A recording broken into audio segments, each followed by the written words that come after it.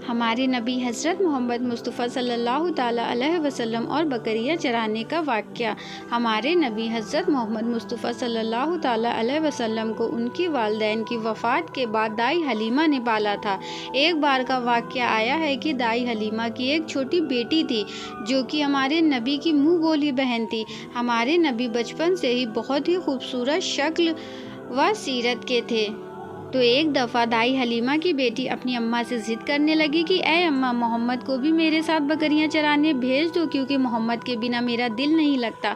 दाई हलीमा की बेटी मोहम्मद से थोड़ी बड़ी थी और मोहम्मद 3 साल के बच्चे थे। तो दाई हलीमा ने कहा, नहीं, मोहम्मद अभी छोटा है और बहुत नाजुक भी है। अगर वह इतनी तेज़ धूप में बाहर जाएगा तो धूप में उसका चेहरा झुलस जाएगा और उसका शरीर इतना नाजुक और कोमल है कि कहीं उसको कोई चोट या खरोच ना आ जाए या फिर कोई जानवर उसको कोई नुकसान ना पहुँचा या तो मेरा शहजादा है।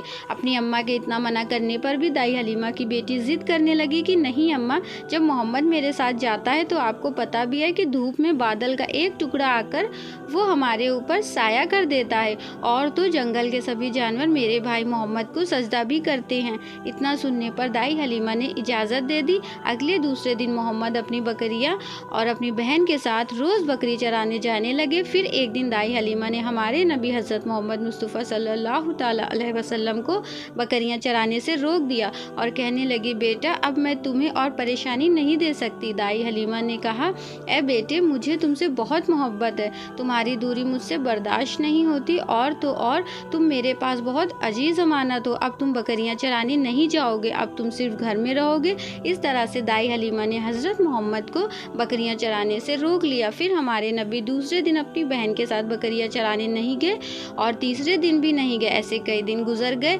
वह बकरियां चराने बहन के साथ नहीं गए। एक दिन हमारे नबी दौड़े दौड़े दाई हलीमा के पास आए और बोले, अम्मा जान, हमारी एक बकरी को भेड़िया ले गया। यह सुनते ही दाई हलीमा रोने लगी और उनको रोता देख हमारे नबी हज़रत मोहम्मद मुस्तफ़ा सल्लल्लाहु ताला अलैहि वसल्लम भी रोने लगे और अम्मा से बोले, आप क्यों रो रही हैं? दाई हलीमा बोली, ए बेटा, मैं यह सोच रही हूँ कि भेड़िया पता नहीं हमारी बकरी के साथ क्या करेगा। तब हमारे नबी बोले, अम्मा तुम क्यों परेशान होती हो, मैं अभी जाकर बकरी को वापस ले आता हूँ। दाई हलीमा कहने लगी, नहीं बेटा, तुम जंगल में नहीं जाओगे, वहाँ बहुत बड़े बड़े और ख़तरनाक जानवर हैं और वह तुम्हें कहीं चोट ना पहुँचा दे। उनके इतना मना करने पर भी हमारे नबी नहीं माने और जंगल की तरफ चले गए। जंगल में आवाज़ लगाई, कौन है वह जो मेरी अम्मा की बकरी ले गया है? हमारे नबी की आवाज़ सुनकर जंगल के सभी भेड़िया और जानवर बाहर आ गए और नबी को सर झुकाने लगे। तब हमारे नबी ने फरमाया, जो भी अम्मा की बकरी ले गया है फ़ौरन वापस ले आए। तभी एक भेड़िया उठा और बकरी को लेकर आ गया और लाकर आपके मुबारक कदमों पर रख दिया। फिर बोला, अल्लाह के नबी, आपके लिए तो हमारी जान भी कुर्बान है। और सभी जानवर आपके कदमों में बैठ गए। तब हमारे नबी ने कहा, फिर क्यों तुम मेरी अम्मा की बकरी ले गए? क्या तुम्हें मालूम नहीं था कि यह बकरी हमारी अम्मा की है? तुम लोग हमारे अम्मा की बकरी क्यों ले गए हो? तब भेड़िए ने कहा, ए रसूलल्लाह, आप 3 दिन से जंगल की तरफ नहीं आए क्योंकि जब आप जंगल की तरफ बकरियां चराने आते थे तो हम आपके हुस्न का छुपकर दीदार करते थे और हम देखना चाहते थे कि अल्लाह ने अपने महबूब को कितना हसीन बनाया है। इस वजह से हमने सोचा कि एक बकरी को पकड़ लेते हैं क्योंकि उसको पकड़ लेने पर आप उस बकरी की तलाश में जंगल में ज़रूर आएंगे, इससे हम आपका फिर से दीदार कर पाएँ।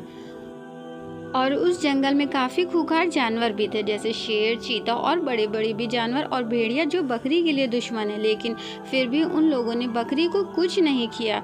जानवर भी हमारे नबी से कितनी मोहब्बत करते हैं और अब हमें सोचना चाहिए कि हम अपने नबी हज़रत मोहम्मद मुस्तफ़ा सल्लल्लाहु ताला अलैहि वसल्लम से कितनी मोहब्बत करते हैं।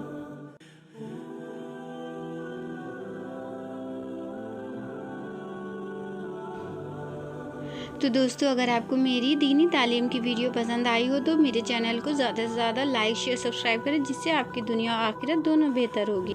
आमीन।